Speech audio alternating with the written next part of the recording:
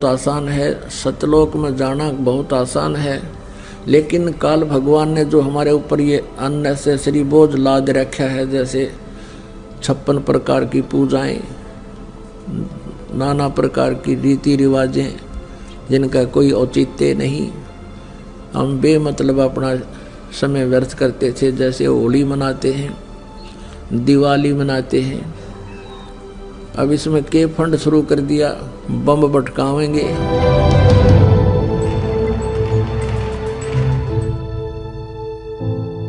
कितना प्रदूषण हो जाता है, किसी की आंख में डाला कि आंख फूट गई, किसी के कपड़े जल गए, किसी के खेतों में पूड़ियाँ जल गई, किसी का घर में आग लग गई, और प्रदूषण निरा, और सारी रात बड़ा कोई मरीज है, बीमार है, उसने वो परेशानी रहे। ये कोई खुशी का तरीका है? और फिर उद्देश्य क्या? बिला इस दिन भगवान श्री राम सीता ने लेकर आया था, दिवाली वाले दिन वापस आया था, और वह गई भी तो थी कड्डी सन 2 साल बाद से। फिर वो क्यों ना मनाया जिस दिन वह माँ दुखी रही, सारी उम्र तंग पाई? इस एक दिन के दिवाली वाले दिन ने के दे दिया सीता जी को?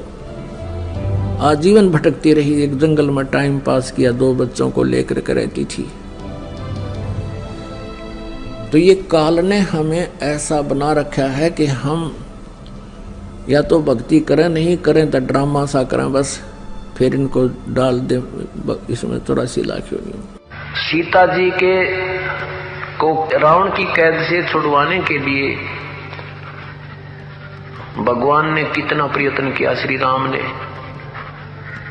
और करोड़ों व्यक्तियों की हत्या होगी सीता जी को रावण की कैद से छुटवाने के लिए। दिवाली किस उपलक्ष्य में मनाई जाती है कि श्री राम जी अयोध्या लौटे थे सीता जी को संग लेकर के, इसलिए उस खुशी में दिवाली दीपावली मनाने लगे, घर घर में दीप जगाने लगे। और कुछ ही दिनों के बाद सीता जी को स्वयं ही निकाल दिया घर से, उसका दुख कभी नहीं मनाया हमने। कहने का भाव ये है कि जो दिवाली मनाने का तरीका हमने अपना लिया, ये बिल्कुल गलत है। दीपावली के दिन भगवान की कथा करनी चाहिए, ये बकवाद नहीं करनी चाहिए जो हम कर रहे थे। और सीता जी के वियोग का हमें दुख होना चाहिए। सारा जीवन बेचारी ने कहाँ ऋषियों के आश्रमों में भूखे प्यासे बिताया, पति कहाँ, पत्नी कहाँ, बच्चे कहाँ। तो ये कोई मर्यादा भी हम नहीं मानते, और इन भगवानों के हम आचरण भी नहीं कर सकते, इनकी लीलाओं के भी आचरण हम नहीं कर सकते। कहने का भाव ये है कि ये जो परमात्मा था उसकी तो हमें जानकारी हुई नहीं, और जो भगवान नहीं थे उनको हमने प्रभु मान लिया। हम रोज दिवाली मनाते हैं, भगवान के गुण गावा, उनकी चर्चा करें, उनको याद करें, और रोज दिवाली मनावा, सुबह शाम याद करें भगवानों को। हम 364 दिन बांटना देखा वो दिवाली मनाने की, इसकी खुशी मनावें, सीता जी के आने की खुशी, और विछुड़न का गुम कति नहीं। ये कैसे हो सकता है? तो यहाँ तो एक थोड़े से दिन तो खुशी तरह ही, वह 10 महीने, 2 महीने, 6 महीने, 1 वर्ष, और दुख रहा वो सारी उम्र बेचारी को। पुण्यात्मा, एक परमात्मा को छोड़कर, पूर्ण ब्रह्म को छोड़कर अन्य किसी भी देवी देवता की या किसी हम प्रभु की, ब्रह्म की साधना करते हैं, वो मोक्षदायक नहीं है। वो आपको जन्म मृत्यु के इस दीर्घ रोग से नहीं छुड़वा सकती। और जो हमारे प्रारब्ध के जो पाप कर्म हैं, उनको भी पूर्ण परमात्मा ही नाश कर सकता है। नहीं तो आप जी के पास इतिहास है हमारे भगवानों का, जिनको हम परमात्मा माना करते थे, जैसे श्री विष्णु जी, उनके अवतार श्री रामचंद्र जी, श्री कृष्ण जी। सत्संग में आपको बताया था कि वो भी अपने प्रारब्ध के कर्मों को समाप्त नहीं कर सके, उनको भोग कर ही समाप्त किया। भगवान श्री रामचंद्र जी पर जाता था कि ये सर्वेश्वर हैं, महेश्वर हैं, सर्वशक्तिमान हैं, सब दुखों का निवारण कर देते हैं। यानी विष्णु भगवान कहो, चाहे श्री रामचंद्र जी कहो या श्री कृष्ण जी कहो। तो हम ये सोचा करते थे कि ये भगवान हमारे दुखों का निवारण करते हैं, ये समर्थ शक्ति है। अब हमने राम की परिभाषा समझनी पड़ेगी, प्रभु की परिभाषा समझनी पड़ेगी, और हमने उन राम में से सिलेक्ट करना पड़ेगा कौन से राम की शरण में जाना है। अब जैसे ये श्रद्धालु कहते हैं, कोई प्रश्न करता है आचार्यों से, गुरुओं से, मंडलेश्वरों से कि क्या श्री कृष्ण अर्थात श्री विष्णु जी हमारे पापों का नाश कर सकते हैं? क्या वे जो श्राप दे दिया जाता है एक दूसरे को 3 ताप के अंतर्गत, क्या हमारे उन 3 तापों का वो नाश कर सकते हैं? तो कहते हैं कि हाँ, भगवान श्री कृष्ण अर्थात विष्णु जी हमारे सब पापों का नाश कर देते हैं। और प्रमाण के लिए कहते हैं, गीता जी अध्याय नंबर 18 के श्लोक नंबर 66 को बोलते हैं कि सर्वधर्मान परित्यज माम एकम शरणम व्रज अहम तवा सर्व पापे भव मोक्षामि मा शुच। पहले तो उनको ये पता नहीं कि गीता जी का ज्ञान श्री कृष्ण नहीं, श्री कृष्ण में प्रवेश करके ये ब्रह्म बोल रहा है, सरपुरुष बोलता है। और व्रज का माने आना नहीं होता, जाना होता है। अब गीता ज्ञान दाता सरपुरुष है, ये ब्रह्म है, और ये परम अक्षर ब्रह्म की शरण में जाने को कहता एकम। एकम माने जिसके बराबर दूसरा ना हो, अद्वितीय। उसकी शरण में जा, उसकी शरण में जाने से फिर तू मेरे सतर की जो पूजा है मुझे छोड़ दे, ये ब्रह्म कहता है। फिर मैं तुझे यहाँ कुत्ते गधे सूअर यानी कष्ट नहीं दूंगा, मैं अपना कर्जा चुका लूंगा। तो यहाँ पुण्यात्मा विचार करने की बात है कि श्री कृष्ण जी और श्री रामचंद्र जी और श्री विष्णु जी अपने श्राप को, अपने पाप को, कर्म दंड को नहीं समाप्त कर सके, नाश नहीं कर सके, उपासकों का कैसे कर देंगे वह? जैसे श्री विष्णु जी को श्राप दिया था नारद जी ने, और ये श्राप दिया था कि नारद जी के मन में विवाह कराने की प्रेरणा होगी, और उसने देखा कि राजा की लड़की का स्वयंवर था, और उसमें लड़कियां अपनी मर्जी का पति अपनी इच्छा से सिलेक्ट करती थी, और राजा लोग बैठ जाते थे वहाँ सामने आके। नारद जी ने विवाह कराने की सोची, और फिर सोचा भी मेरा विवाह कौन करेगा, मैंने तो कचकोला कढ़ा रखा है, इतनी मोटी चोटी सिर पे, और शकल भी ठीक को ना। तो उसने सोचा कि भगवान विष्णु से उनका स्वरूप ले लेता हूँ। एकांत में जाकर टेलीफोन किया, याद किया, श्री विष्णु जी प्रकट हो गए। नारद जी ने कहा, भगवान मैंने विवाह करवाना है और आप मना मत करियो, आज पहली बार आपसे कोई वस्तु मांग रहा हूँ, मुझे आप हरि रूप चाहिए, मुझे हरि रूप चाहिए, अर्थात आपका सुंदर स्वरूप मुझे दे दे। श्री विष्णु जी ने कह दिया तथास्तु। अब उसका बंदर का मुंह लग गया, बंदर का। हरि माने बंदर भी होता है। अब उसने सोचा नारद जी ने कि आज तेरे सुंदर कोई नहीं सभा में, और जाकर बैठ गया कुर्सी पर जच के। अब वह लड़की आई वरमाला लेकर, सामने देखा बालू बैठा। अब वह एक कदम पीछे से होकर आगे चली गई। नारद जी ने सोचा शायद लड़की की दृष्टि नहीं पड़ी मेरे ऊपर है। वहां से उठकर एक और खाली चेयर थी दूसरे लोग, वहां जा बैठा। जो वहां से भी लड़की आगे निकल गई। नारद जी कहने लगे, भाई ये अंधी है क्या? और दूसरे तो बोला, साथी ने उसको यो दिखा दिया दर्पण, अगर देख अपनी शक्ल तो देख ले, हमने डर लगे तेरे थे। तब उसने देखा जब दर्पण यानी अपनी शक्ल देखी, उसने बिना गिनती की गाली दे दी विष्णु भगवान को, नारद जी ने। और उसी समय विष्णु जी आ गए और विष्णु जी के गले में वरमाला उस लड़की ने डाल दी। तब नारद जी ने विष्णु जी से कहा कि तू सचमुच धोखेबाज है, जैसे आज मैं एक औरत के वियोग में रो रहा हूँ, एक जीवन तू सारा अपनी पत्नी के वियोग में रोएगा, तुम्हारा कभी मिलन नहीं हो पाएगा। उसी श्रापवश श्री विष्णु जी श्री रामचंद्र रूप में अयोध्या के राजा दशरथ के घर जन्मे। युवा होते ही विवाह हुआ, सीता जी के साथ विवाह होते ही वनवास हुआ। वनवास में तुरंत ही कुछ ही वर्षों के बाद सीता जी का अपहरण हुआ और रावण के साथ युद्ध हुआ। युद्ध के बाद घर ले आए सीता जी को और एक धोबी के व्यंग से सीता जी को घर से निकाल दिया। आजीवन श्री राम और सीता जी का मिलन नहीं हुआ। पुण्यात्माओं, भले ही श्री रामचंद्र जी अयोध्या का राज करते थे, लेकिन जिस व्यक्ति का परिवार कहीं हो, उसकी पत्नी कहीं, बच्चे कहीं और वो कहीं, वो सपने में भी सुखी नहीं हो सकता। और अंत समय में जब उसने पता चला कि मेरे पुत्र लव और कुश यहाँ पर हैं, उन्होंने भी उससे नफरत होगी और उनसे बात करना पसंद नहीं किया और सीता जी भी पृथ्वी के अंदर समा गई, उसके दर्शन तक नहीं किए। पुण्यात्माओं, वैसे तो हम देखो ये भगवान माना करते थे, हमारी आंखें बिल्कुल बंद हो चुकी थी ज्ञान वाली। सीता जी को जब युद्ध के बाद घर लाना चाहा था श्री रामचंद्र जी ने, तो ये कहा था कि मैं परीक्षा लेकर घर चलूँगा, यदि तू परीक्षा में सफल होगी तो मैं मान लूँगा तू निष्कलंक है, रावण से तेरा कोई संबंध शारीरिक नहीं हुआ, और यदि तू परीक्षा में सफल हुई तो खत्म हो जाएगी।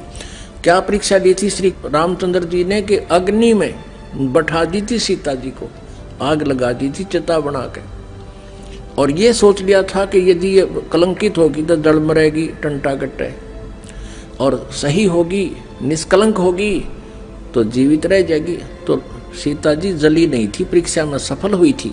उसके बाद फिर आकर के एक धोबी ने कह दिया, अपनी पत्नी ने कुटा था, वह कहता 2 दिन उस तक दुखी होकर अपने चली गई होगी मित्र प्यारी अपनी सहेली के यहाँ, और जब वो वापस आई तो उसने रात ने कुटा था और ये कह रहा था कि मैं ये दशरथ का बेटा रामचंद्र नहीं हूँ जो 12 वर्ष रावण के पास रही और फिर उसको अपने घर पे रखे बैठा है। उस समय राजा लोग एक विशेष न्यायकारी होते थे, भेष बदल कर अपनी नगरी में घुमा करते थे, कोई व्यक्ति दुखी तो नहीं है। तो रामचंद्र जी ने कान ला कर सुना तेरा जिक्र कैसे हो रहा है।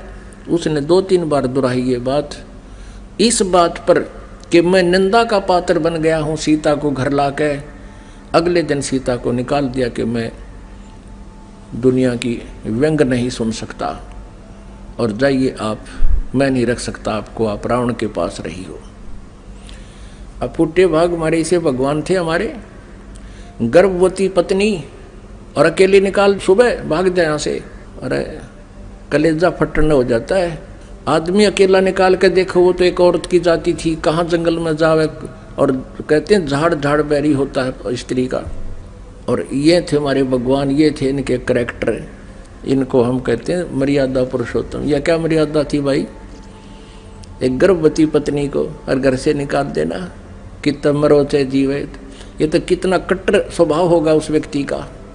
अब कहने का भाव ये है पुण्यात्माओं, श्री रामचंद्र जी को जब पता चला, उसने अश्वमेघ यज्ञ करी थी, घोड़ा छोड़ दिया, लव कुश ने पकड़ दिया, रामचंद्र जी के छक्के छुड़ा दिए। सीता को पता चला तो दर्शन भी नहीं करे, उसे किसी के दर्शन करूं समागी धरती में। और श्री रामचंद्र जी ने आकर के वापस इसी दुख में सरयू नदी में जल समाधि ले ली, सरयू नदी में शरीर छोड़ दिया।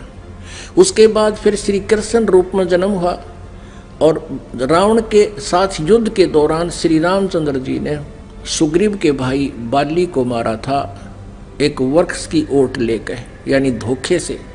तो उसका भी बदला देना पड़ा श्री कृष्ण जी के रूप में। वही विष्णु वाली आत्मा श्री कृष्ण जी हुई और बाली वाली आत्मा यानी राम वाली आत्मा श्री कृष्ण रूप में द्वापर में जन्मे, और बाली वाली आत्मा एक शिकारी बना और उसने एक विषाक्त तीर बनवा लिया और श्री कृष्ण जी के पैर में तलवे में तीर मार दिया विषाक्त, जिसके कारण उसकी मृत्यु हुई श्री कृष्ण जी की। श्री कृष्ण जी ने जब पूछा उससे, उस पारधी से, शिकारी से, शिकारी ने भगवान से कहा कि हे राजा, हे राजन, मेरे से गलती धोखे से आपके पैर में तीर लग गया। आपके पैर में पद्म है, ये चमक रहा था। दिन का समय, झुरमट सी वृक्ष की छाई हुई थी और मैं शिकार के लिए घूम रहा था। आपके ये पद्म की रोशनी मुझे लगा जैसे मृग की आंख है, हिरण की। मैंने धोखे से, गलती से तीर मार दिया, ये तो विषाक्त है। अब आप जी नहीं सकते, मुझसे धोखा हो गया, गलती होगी, माफ करो, क्षमा करो।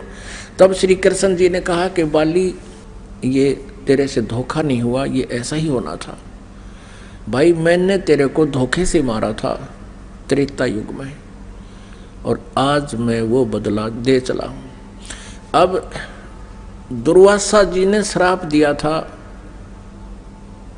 यादव कुल को, श्री कृष्ण जी के कुल को श्री कृष्ण जी के समक्ष ही श्राप दे दिया था कि यादव कुल का नाश होगा। किसने? इस श्री कृष्ण जी का पुत्र प्रद्युम्न एक लड़की का स्वांग बना के, पेट पर गर्भवती लड़की का, स्त्री का स्वांग बना करके, पेट पर लोहे का कड़ा बांध के, ऊपर के गुजरियां वाले, औरतों वाले कपड़े पहन के, और एक नकली पति बनाकर दुर्वासा के पास गए थे उसे मजाक करने के लिए। और ये पूछा था कि हे ऋषि, सुना है आप भूत भविष्य वर्तमान की सभी बता देते हो, त्रिकालदर्शी हो, बताइएगा इसके लड़का होगा या लड़की।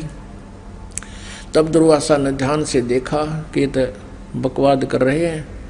कह दिया था कि इससे तुम्हारा यादव कुल का नाश होगा। और दुर्वासा के श्रापवश 56 करोड़ यादव आपस में लड़कर मर गए, और श्री कृष्ण जी भी उसी कढ़ाई के तीर से मरा जो उस शिकारी ने बना रखा था लोहे से। अपने आत्मा, जब श्री कृष्ण जी, श्री रामचंद्र जी और श्री विष्णु जी तीनों रूपों में वो स्वयं हैं, वो अपने भी श्राप को यानी कर्म के दंड को नाश नहीं कर सके तो श्रद्धालु के कैसे कर देंगे। एक भक्त ने प्रश्न किया कि क्या श्री कृष्ण यानी विष्णु जी में कोई शक्ति नहीं है? जैसे श्री कृष्ण जी अर्थात विष्णु जी राजा मोरध्वज के घर गए थे, वहां उनके पुत्र ताम्रध्वज को आरे से चिरवा कर और उनको जीवित कर दिया था जब वो मृत्यु को प्राप्त हो गए थे।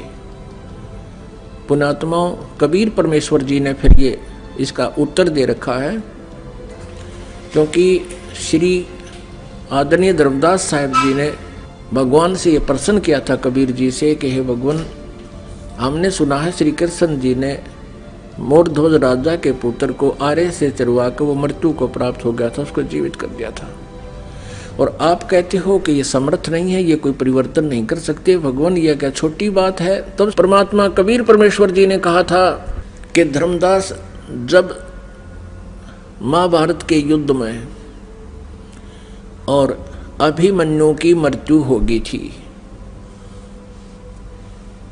जो सुभद्रा पुत्र थे, और सुभद्रा श्री कृष्ण जी की सगी बहन थी, श्री कृष्ण जी अभिमन्यु को जीवित नहीं कर सके, वहीं पर वे विद्यमान थे।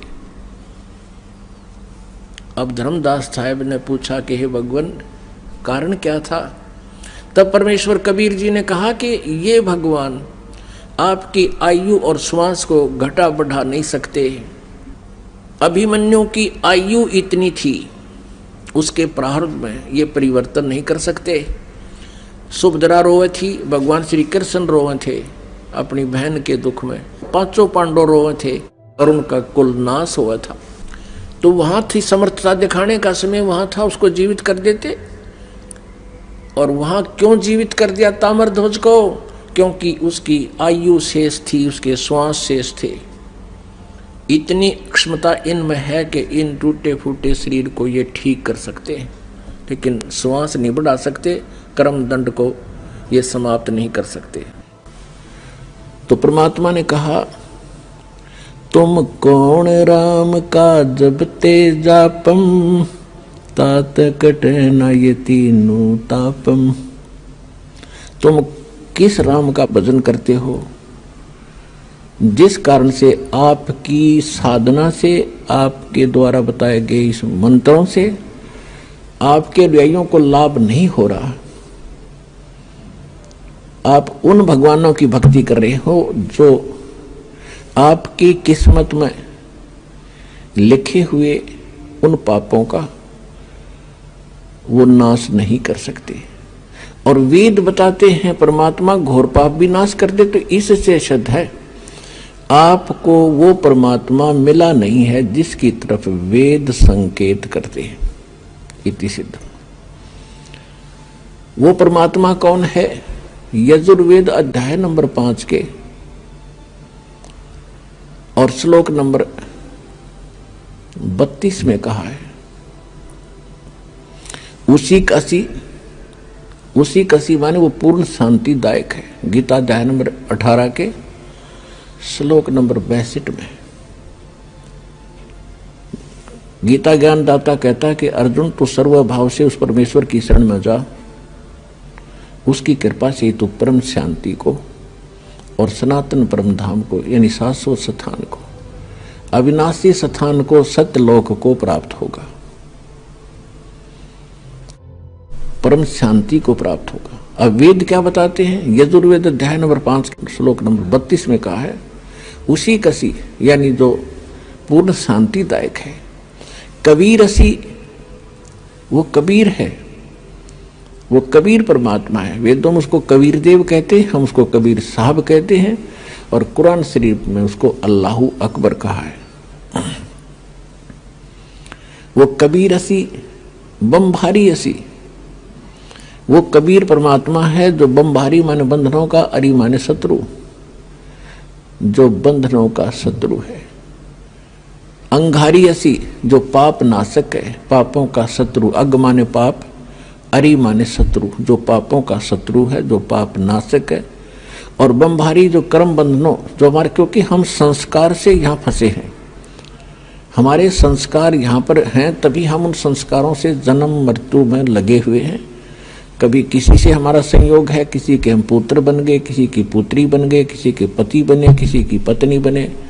तो ये संस्कार हमारे जो हैं, इनके कारण हम बंद में हैं, और ये काल की बंद है, कैद है, बंदी ग्रह है। तो फिर परमात्मा खुद बताते हैं कि बंदी छोड़ हमारा नामम, अदर अमर है अस्थिर ठामम। अमर करूं सतलोक पठाऊं, ताते बंदी छोड़ कहाऊं। अमर करूं, तुम्हें यहाँ सदा के लिए सुखी कर दूंगा, जन्म मृत्यु से रहित कर दूंगा, तुम्हारे सब पापों का नाश करूंगा, सब संस्कार और बंधन यहाँ से समाप्त कर दूंगा, इसलिए मैं बंदी छोड़ कहलाता हूं। अनंत कोट ब्रह्मांड में बंदी छोड़ कहाँ आए, सो तो एक कबीर हैं जो जननी जने नमाए। आदरणीय गरीबदास साहिब जी गांव छुरानी जिला झज्जर वाले, हरियाणा वाले को परमात्मा मिले थे। 10 वर्ष की आयु थी तब उनकी। किसान के घर जन्म था, जाट जाति में, खेतों में अपना पशु चरा रहे थे, गव्वें चरा रहे थे। वहां परमात्मा आए सतलोक से, जैसा उनके नियम में है, अच्छी आत्माओं को मिलते हैं, उनको अपने ज्ञान से परिचित कराते हैं, सतलोक ले जाते हैं। तब उनको सचमुच वो एकदम दृश्य सारे सत्य महसूस हुए, और परमात्मा ने उनके अंतःकरण में